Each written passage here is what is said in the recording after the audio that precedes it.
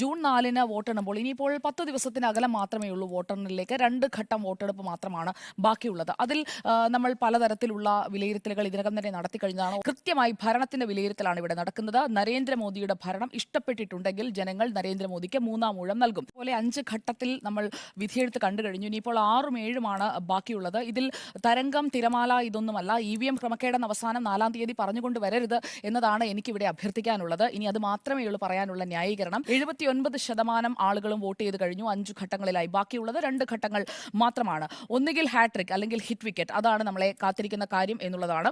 ഇതിൽ 224 സീറ്റുകളിൽ കഴിഞ്ഞ തവണ 2019 50% വോട്ട് നേടി വിജയിച്ച BJPയെ തോൽപ്പിക്കാൻ ചെറിയ കളിയൊന്നും പോരാ ഇന്ത്യ മുന്നണിക്ക് എന്നുള്ളത് തന്നെയാണ് എന്റെ സ്ട്രോങ് ടേക്ക്. 52 303 തമ്മിലുള്ള വ്യത്യാസം കാണാതെ കുരുടൻ ആനയെ വർണ്ണിച്ചതുപോലെയുള്ള വർണ്ണന നടത്തിയിട്ട് കാര്യമില്ല എന്നുള്ളതാണ്. ഈ കണക്കുകളൊക്കെ നമുക്ക് പറയാൻ കഴിയുക വോട്ടെണ്ണുമ്പോൾ മാത്രമാണ്. വോട്ടെണ്ണുമ്പോഴാണല്ലോ കൃത്യമായിട്ട് ഒരു കണക്കിലേക്ക് നമുക്ക് എത്താൻ കഴിയുക. അല്ലാതെ ഇപ്പോൾ പെട്ടിയിലായിരിക്കുന്ന വോട്ട് ഇവിടെ ഇരുന്ന് എന്തായാലും തൽക്കാലം ഞാൻ എണ്ണുന്നില്ല. 2014 മുതൽ 19 വരെ എങ്ങനെയാണോ ഭരണം നിർവഹിച്ചത് അതിൽ നിന്നും കൂടുതൽ മെച്ചപ്പെട്ടതാക്കാനാണ് 2019 മുതൽ 2024 വരെ അവർ ശ്രമിച്ചത്. ഇന്ത്യ മുന്നണി പഠിച്ചു തുടങ്ങിയത് വളരെ വൈകിയാണ്. ദക്ഷിണേന്ത്യയിലെ കണക്ക് കൂടി വെച്ചുകൊണ്ടാണ് ഈ 400 കടക്കും എന്നുള്ള ഒരു പ്രൊജക്ഷനിലേക്ക് എത്തിയത്. 1-ാം ഘട്ട വോട്ടെടുപ്പിന്റെ സമയം മുതൽ തന്നെ നരേന്ദ്രമോദി അത് പറഞ്ഞുകൊണ്ടിരിക്കുകയാണ്. ഇതിൽ നിന്നും ഒരു ഗെയിം ചേഞ്ചിങ് മൊമെന്റിലേക്ക് ജൂൺ 4-ൽ വോട്ടെണ്ണുമ്പോൾ ഉണ്ടാകണം എന്നുണ്ടെങ്കിൽ അടിത്തട്ടിൽ ശക്തമായ ഒരു എതിർവികാരം ഉണ്ടാകണം. ആ ശക്തമായ എതിർവികാരം എന്ന് പറയുന്നത് കോൺഗ്രസിനെ 52-ൽ നിന്നും 303-ൽ നിന്നുകൊണ്ട് ഫൈറ്റ് ചെയ്യുന്ന BJPക്ക് ഒപ്പം എത്തിക്കുക